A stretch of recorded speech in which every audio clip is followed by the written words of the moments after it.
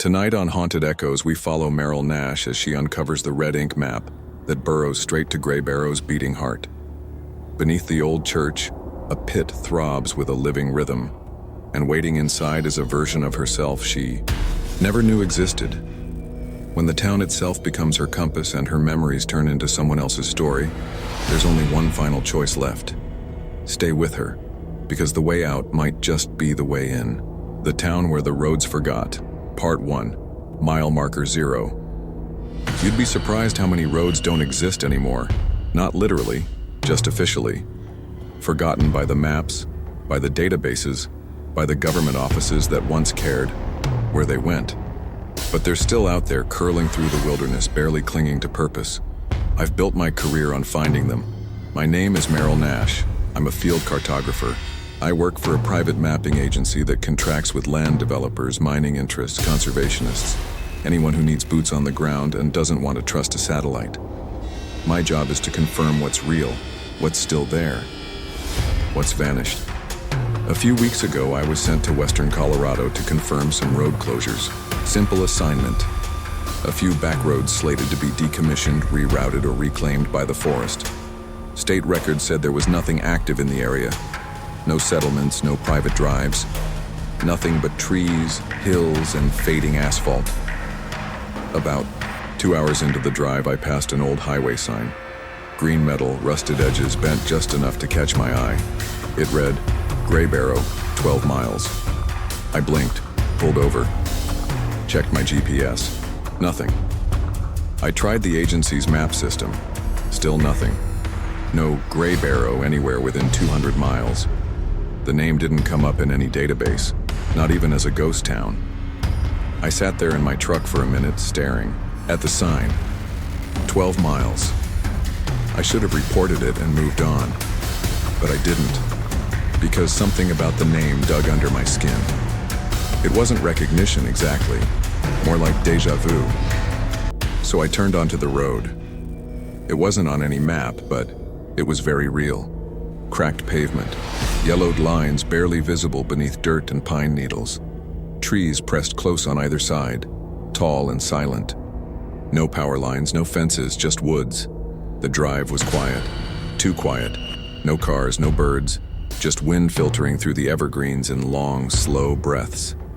My GPS, which had been glitchy all day, started to loop. It kept drawing the same segment, of road over and over like I hadn't moved at all. I reset the system twice, it didn't help. I was about to turn around when I saw another sign, wooden this time, nailed to 2 crooked posts. Welcome back to Greybarrow. Back. I stopped the truck, got out. The air smelled faintly of moss and old wood. There was no motion anywhere, not even in the trees. I looked at that sign and tried to remember if I'd ever been here before. I hadn't. I knew I hadn't. But something in my stomach twisted anyway. The road led into a clearing. A town waited at the center of it. Not a ruin, not some crumbling relic. An actual town. There were buildings, wooden 2-story structures with slanted porches and faded paint. A gas station with rusted pumps. A church with its steeple bent like a broken finger. And a roundabout at the center, built around a dry stone fountain covered in dead ivy. No people, no movement. The sun was high above me, burning white through a pale sky. I checked my watch, 2:11 p.m. I started walking. My GPS still wouldn't stabilize. I kept trying to drop a pin, mark my location, but it jittered between random coordinates, some of them miles apart. It acted like I was moving fast even though I was standing still. I wandered toward the general store. The windows were boarded up from the inside, but the front door gave when I pushed it.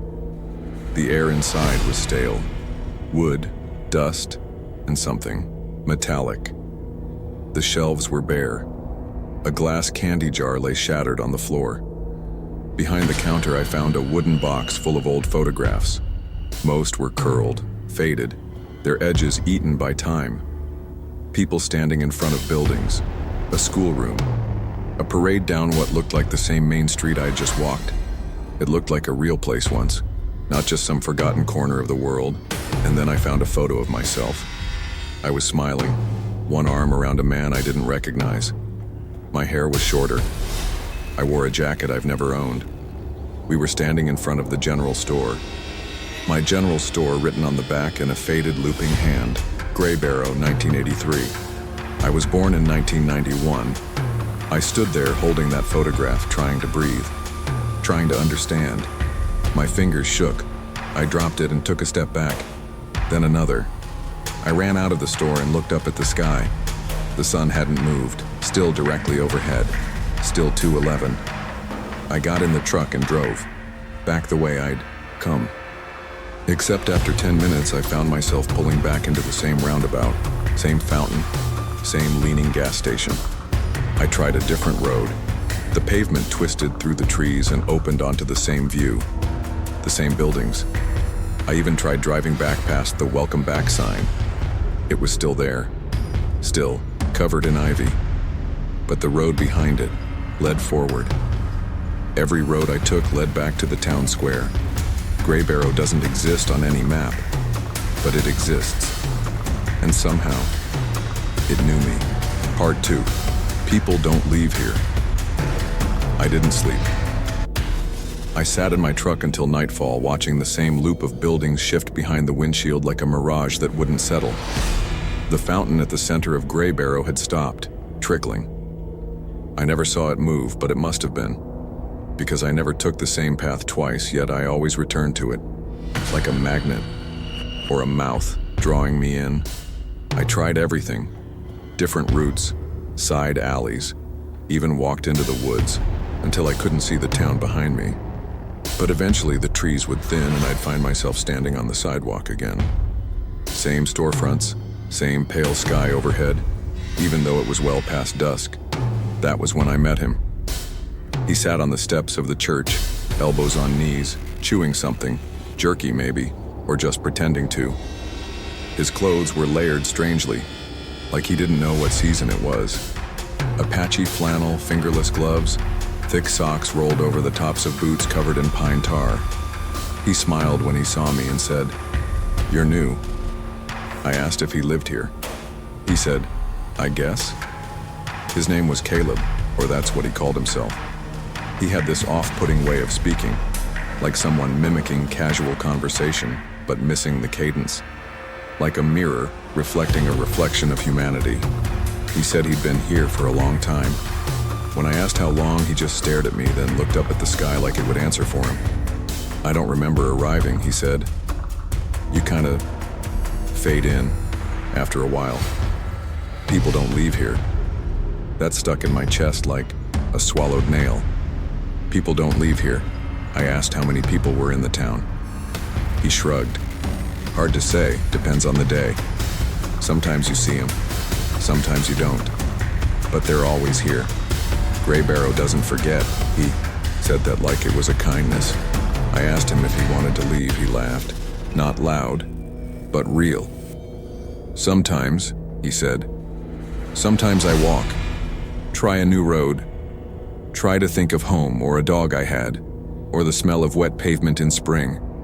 But then I look around and realize I've never been anywhere else." He stood, stretched, and nodded toward the street. "Your place opened up, might as well sleep while you can." "My place?" I turned around. A motel stood at the edge of the square. Pale brick, 2 floors. Fluorescent vacancy sign flickering like it had just been plugged in. I swear on everything, I hadn't seen it before. And I'd circled this town half a dozen times. The lobby door was open, no one inside, just a desk and a key, a single one, hung on a hook beneath a plastic plaque that read, "Nash, room 6. I didn't pick it up right away, just stared at it. My name, clear as daylight, not a coincidence, not a mistake. Like someone had been waiting. I should have run. I should have screamed. But exhaustion had chewed the logic out of me. I picked up the key and went upstairs. Room 6 was at the end of the hall. Door unlocked. Clean enough. Thin carpet, older than me. Twin bed. Desk. A rotary phone that clicked when I touched it. The window overlooked the square. The fountain looked smaller from up here, or farther away. I sat on the bed. The springs groaned like a living thing. I told myself I'd just rest, not sleep. Just rest until morning. Maybe the GPS would work again. Maybe the roads would realign. Maybe something would make sense. Then came the scratching. It started under the floor. Light at first, sporadic, like mice maybe. But it grew louder, not frantic, purposeful. A dragging sound, then sharp clicks, like claws on the underside of the floorboards. I sat perfectly still. Then came the footsteps. Above me. I was on the top floor. I froze, listening. Slow, deliberate steps, one after another, crossing from one end of the ceiling to the other, then stopping. Not fading, not continuing, just stopping. I looked at the ceiling, and for a brief moment I swore I saw the shape of someone standing, directly above me, outlined in the faintest discoloration like a damp stain in the plaster, forming 2 feet and a long, crooked body. Then came the voice. Not loud, not even clear. Just a whisper against the walls like steam escaping a pipe. Meryl. I didn't wait. I grabbed my bag, my flashlight, the motel key still clenched in my fist. I left the room, slammed the door behind me, and ran down the stairs, out into the square. Everything was different. The buildings were in the wrong places. The gas station was now to the left of the church. The general store was gone. The motel was still behind me, but now there was a clock tower next to it that hadn't been there 5 minutes ago. The streets bent at new angles. Lamps glowed with yellow light that didn't seem to touch anything. Turned in place, heart hammering. The square was rearranging itself, like a puzzle that didn't want to be solved. And at the center, the fountain flowed again. Water, dark as oil, spilled over its edge in slow, pulsing rhythms. I tried to scream. I think I did. But the sound stayed in my throat. The air was thick with something old, something like dust or memory. I stumbled toward the church, half expecting Caleb to still be there. He wasn't, but his voice found me anyway, from somewhere I couldn't place. He said, "People don't leave here, Meryl. Not really. They just forget they ever wanted to. The worst part? I could already feel it, a slip in my mind, like a name half remembered, a tune with no lyrics, a cold certainty that whatever Greybarrow is, it wasn't finished with me yet, and I wasn't finished becoming part of it." Part 3, the map drawer. The next morning I didn't remember falling asleep. I was sitting in the lobby of the motel, light spilling through the front window in that wrong way again. Flat, pale, unmoving, as if the sun were a prop being, held in place by wires just above the rooftops. My hands were smudged with something, faint black streaks under my fingernails. My fingertips ached, like I'd been gripping a pen all night. I walked outside, half hoping everything would be gone, that the motel, the square, the whole twisted parody of a town would vanish and leave me in the woods, dazed but free. But Greybarrow doesn't vanish. It rearranges. The fountain was gone again. In its place stood a building I hadn't noticed before. Tall, squat colonial-style architecture with wide front steps and warped columns. No name, but I recognized the design, town hall, or what had once been. I pushed open the door. The interior was dust and rot. Yellowed papers crumpled across the floor, windows boarded from the inside. Something about the air made my skin itch, like it was full of old breath and older secrets. I wandered through empty chambers and past offices full of broken filing cabinets and overturned chairs. Then I found the map room. It was in the basement, cooler, quieter, like the town itself had an undercurrent of silence that pooled here. The walls were lined with drawers, hundreds of them, labeled by county, district, date, some locked, most untouched. I moved toward one near the center, drawn without knowing why. Its brass plate had a single word carved into it, Greybarrow. I opened it.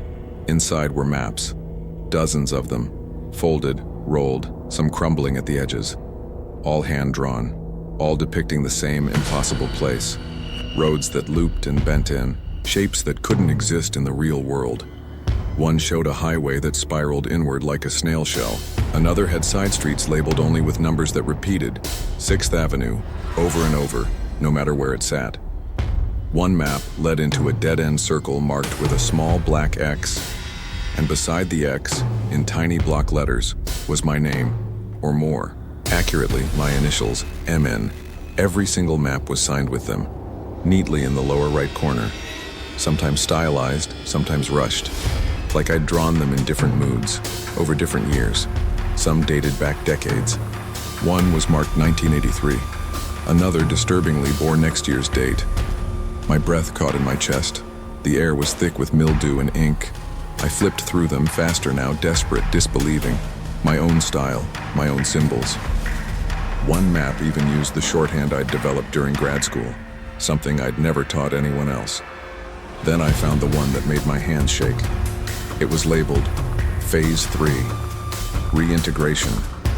There was no legend, no north arrow, just roads, drawn in tight vascular spirals that branched and bled into each other like a circulatory system. Dotted lines led to marked nodes labeled Threshold, Memory Chamber, and Perimeter Breach. One path split in two, then bent back into a single route labeled M. Nash Final Axis. I dropped it. My skin prickled. The whole room seemed to lean forward around me, listening, breathing. I tried to tear the maps, but the paper wouldn't give. I crumpled one, only for it to unfold in my hands a moment later, perfectly smooth, as if Greybarrow wouldn't allow its own documentation to be destroyed. I stumbled out of the room, up the stairs, back into the false daylight. But the EO square had changed again. Now the post office stood where the church had been. The diner I'd passed 2 nights ago had split in half. The left side closed and boarded, the right lit up from within by flickering lamps. I swear I saw someone moving inside. But when I blinked, the lights were gone. I returned to the motel. I didn't want to, but I had nowhere else to go. Room 6 was locked. The key I still had in my pocket didn't fit anymore. So I sat on the stairs, in the stifling hallway, knees pulled to my chest.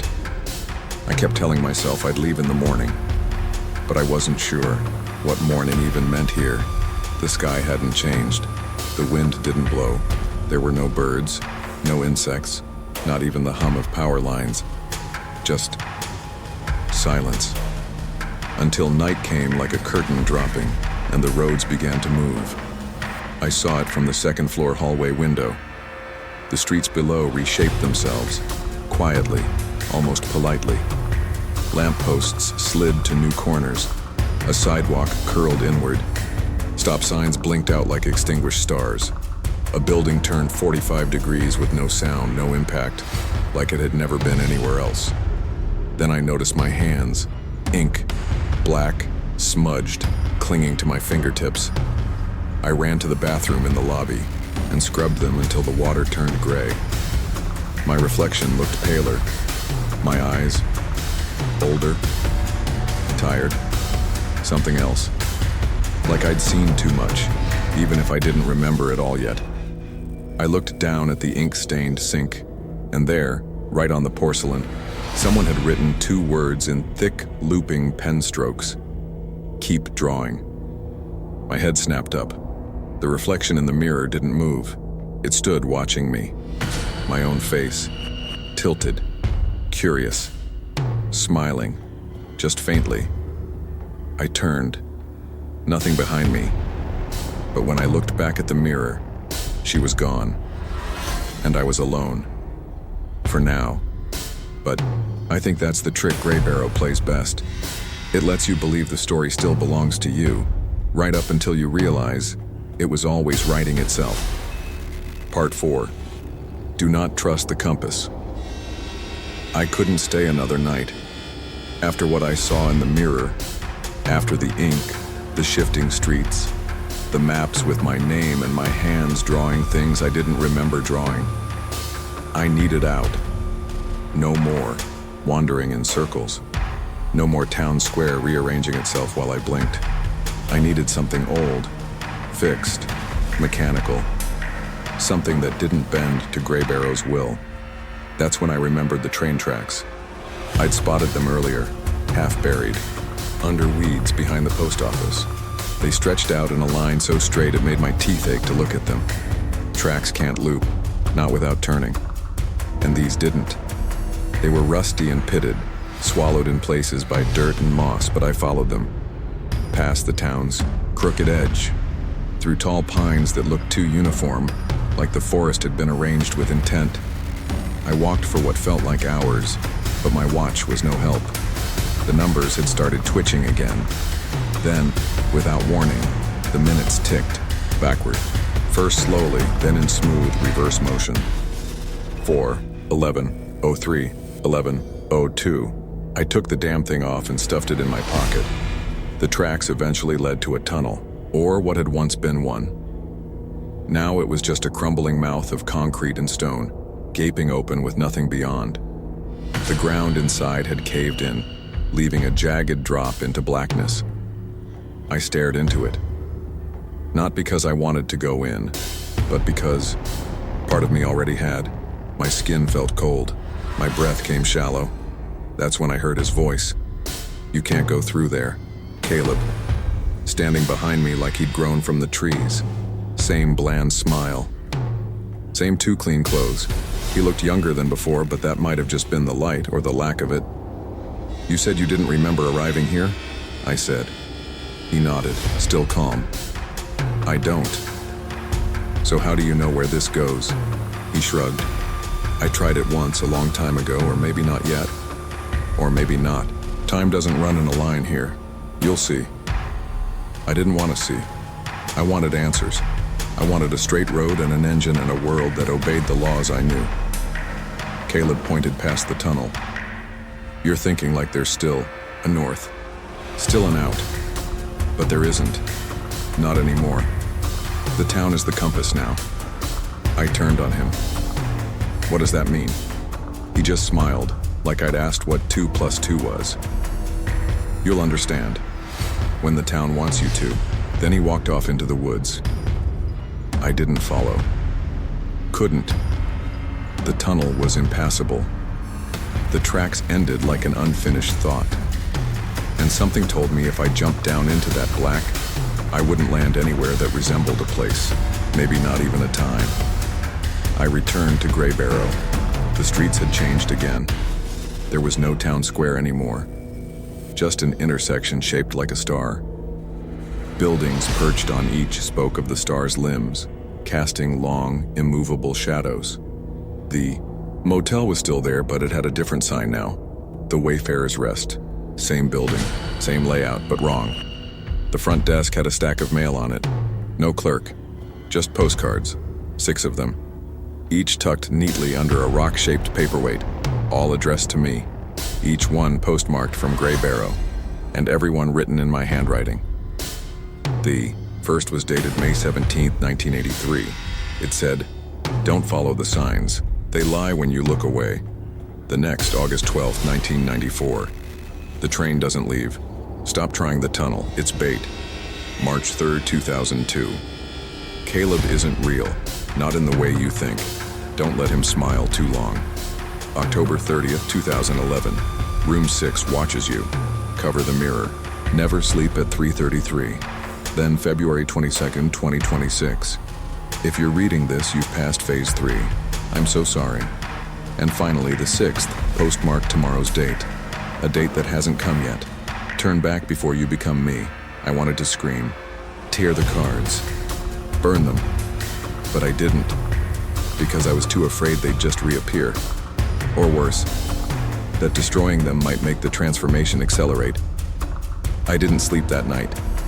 Just sat in the corner of room 6, watching the shadows crawl across the carpet even though there was no movement in the light.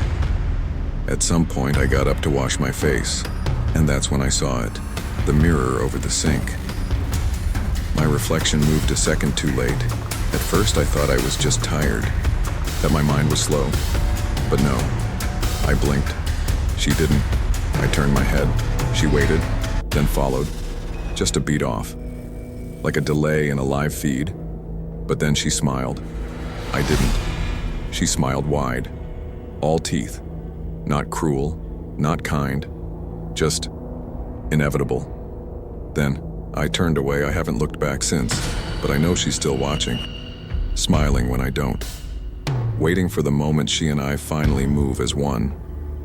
And when that happens, when the mirror stops lying, I don't think I'll be me anymore. Think I'll be Greybarrow's, just like all the others. Part 5. The Residence Archive. I had to find answers. Every road, every path, every sign I followed had led me deeper into Greybarrow. The longer I stayed, the more I began to feel like I was being watched. It wasn't just the mirrored reflection that lagged behind me anymore. It wasn't just the postcards written in my own hand.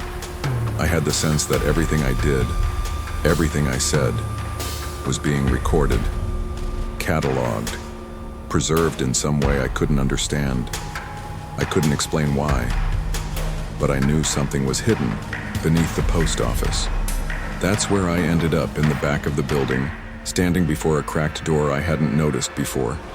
A rusted key sat on a nail beside it, gleaming dully under the dim light filtering through the cracks in the walls. I took it. It fit perfectly.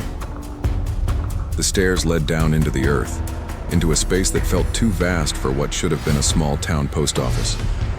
The air was thick, muggy, with the scent of something faintly sour. The stairs creaked under my weight, but not a single echo answered. It was as if the entire basement swallowed sound. I reached the bottom, and that's when I saw them. Hundreds of file drawers lined the walls. No labels on the drawers, just numbers etched in fading ink, except for one, near the farthest corner. It was marked, Residence Archive. I hesitated, but something pulled me closer. I reached out, and the drawer opened with a low, grinding groan. Inside was a single file. I pulled it out, not knowing what I expected, but what I found made my heart stutter. Meryl Nash, Dobb, 1988, DOD, blank. I staggered back, dropping the file, but it landed on the cold stone floor with a sickening thud. It was me, my name, my birth year, no date of death, just blank. I fumbled with the drawer, opening more files, flipping through them. There were more names, names that felt so wrong, names I couldn't place, people I'd never met. But there they were, complete histories, birth records, obituaries. I ran my fingers along the edges of one of the files. It was warm, almost alive, like it had been touched only moments ago. The air grew heavier, denser, as if the very walls were closing in on me. Then a voice crackled to life overhead, echoing through the dim room. Residents are expected to participate in their own documentation. The words froze me in place. I didn't recognize the voice, but it felt familiar. I had no idea how long it had been playing, but it had been playing for a while. Over and over, like a broken loop. I turned to the room again. The archive stretched, endlessly in both directions. Each drawer labeled with strange, unfamiliar numbers, but they all had names. And then, slowly, I realized they were people who were supposed to exist here. People who were never meant to leave. Their lives were being recorded. All their movements, their memories, their deaths. It wasn't just an archive. It was a history, rewritten and remade. Greybarrow wasn't just keeping records. It was learning. It was learning me. And it wasn't content with just watching. It wanted to become me. I stumbled back to the file I had dropped, desperate to find something, anything, that would explain why my name was in this place. Why I was part of this strange, twisted collection. Suddenly I felt it. The air in the room shifted. Not just the pressure, not just the temperature. It felt heavier, alive. I looked up, and outside the small window, I saw the fog rolling in. Thick, dense, impossibly fast. It wasn't just the fog. The streets were changing again. They were shifting before my eyes. In one heartbeat, the familiar, crooked town square was gone. The roads twisted and bent, weaving into impossible loops, crisscrossing like veins under glass. I could feel the ground trembling underfoot. It wasn't just the streets rearranging themselves, it was the whole town. Greybarrow was alive. Or trying to be. It had to be. The file drawer beside me creaked open again. I couldn't stop myself from looking. There inside was another file with my name. But this time, it wasn't just the dates. The file inside was different. I opened. The ink was still fresh. It wasn't the same handwriting, no. It was mine, but it wasn't. It was distorted as if it had been written by someone else, and it said, "This will be the last time I see you. I'll take your place." I dropped the file in horror, backing away from the drawer. But the papers, my name, my story, followed me. They were swirling around the room like they had a life of their own, skittering along the floor like insects crawling across my skin. Then, the voice came again, louder this time. Residents are expected to participate in their own documentation. But this time, it was in my voice I couldn't breathe. The walls, no, the entire town was listening, watching, waiting for the final piece, the last detail to lock me into place. I knew, deep down, that I wasn't just stuck in Greybarrow. I was being remade. The weird fog thickened outside, swirling in circles, almost as if it was pulling everything into its center. A part of me wanted to run, but another part of me wanted to stay. Because as much as I hated it, I could already feel myself becoming part of the town, becoming part of its story. And I knew that whatever I did now, no matter where I went, Greybarrow had already written me in. My story was no longer mine to control. Greybarrow had claimed me, and when I leave, there won't be a trace left of who I once was. Part 6. The way out is in. I don't know when it happened, but at some point I stopped trying to leave. It was too late for that. The roads, the signs, the maps, none of it mattered anymore. There was no out, not really, not for me. I could feel it. Greybarrow had a grip on me. I could feel it pulling at the edges of my thoughts, tugging at the parts of me that used to make sense. It was rewriting me, piece by piece, until I was no longer sure where Meryl Nash ended and Greybarrow began. But I couldn't stop looking for a way out, even when I knew there was none. I was in the post office again, the archives, the place where it all started. Only now it felt different, more alive almost. The drawer labeled Greybarrow had opened to reveal something new, a map. This one was drawn in red ink, redder than anything I'd seen before. It was different from the others. The lines weren't tangled in impossible loops or endless backtracks. No, this was a map of the center of Greybarrow, the center of everything. At the heart of the map was a pit, beneath the church. The very same church I had walked past dozens of times without giving it a second thought. But this was different. The pit, whatever it was, had something pulsing beneath it. A strange rhythmic thrum, like a heartbeat, a living thing.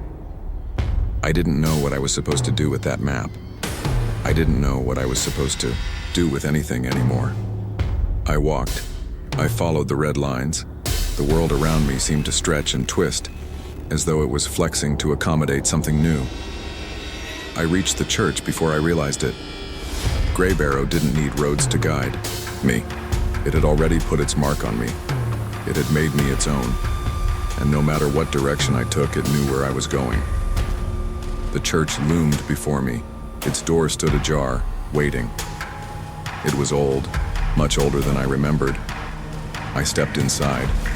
The raw sound hit me first, a low, constant hum. I tried to ignore it, but it filled my ears, my chest. It was coming from beneath the floor. I followed the hum. The floorboards were old and cracked, their surface warped and swollen from years of wear. But there was something more underneath, something pulling, something trying to break through. I knelt down, my fingers brushing against the boards, and I could feel it. The heartbeat, a sudden noise startled me. "You're here." I turned, and there he was. Caleb. But this wasn't Caleb as I remembered him. He was different, not just physically. He was wearing my jacket, the same one I'd had since I arrived in Greybarrow. He smiled at me, his eyes glinting in the dim light of the church. And then he spoke, his voice unsettlingly familiar. "You've always lived here," he said, his voice slipping into mine, as if he were wearing my thoughts like a coat. "You just haven't caught up to it yet." His words hung in the air, thick with meaning. The room around us seemed to stretch, the walls groaning with the weight of it all. I couldn't understand him. I couldn't understand any of this, but I was too tired to fight anymore. He stepped closer, the thrum from below growing louder with each passing second. "You're not leaving, Meryl. You can't. You're part of it now. You always have been." I wanted to scream, but I couldn't. His face twisted just slightly, like something behind his skin was pulling at him. Then, just as quickly, it smoothed back into the smile I recognized. "It's time to stop running. It's time to remember." I wanted to tear away from him. I wanted to scream, but I couldn't. The walls of Greybarrow were pulling me back in. I turned toward the pulsing sound beneath the floorboards. It was louder now, the heartbeat crashing in my ears like an echo of something primal. The church felt alive, breathing, as if it were a living, growing thing. The floor beneath me creaked, and I knew I had to make a choice. I could run. I could try to run, try to leave, but there were no roads, no paths anymore. There was nowhere to go. So I sank to my knees.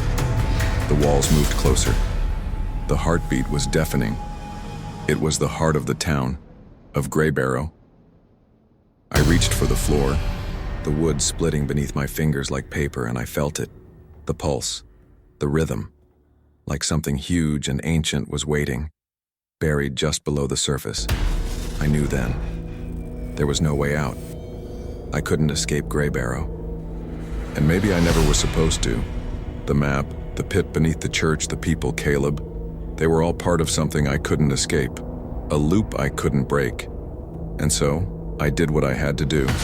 I pulled out my recorder, the one I'd used, for my mapping assignments. It felt strange in my hand, as though it didn't belong to me anymore. But I pressed record. I spoke. "I'm trapped here, in Greybarrow, the town where the roads forgot. I don't know how long I've been here, days, months, years, but I know one thing. I'm not leaving. I won't leave. I am part of this place now." I stopped. For a moment, the air felt thick, like everything was watching me, waiting. But I couldn't stop. I couldn't leave without a record, without proof. I will never leave Greybarrow. Not because I don't want to, but because I can't. I turned off the recorder, the sound of my own voice lingering in the cold air. Years later, a new cartographer, a dusty highway sign, worn by the years, barely legible. The paint faded. "Welcome back to Greybarrow." And beneath it, a single path, stretching out toward the horizon, leading nowhere. And remember, in Greybarrow, every ending is just another beginning. If you felt the heartbeat beneath those boards, hit that like button to let me know you survived.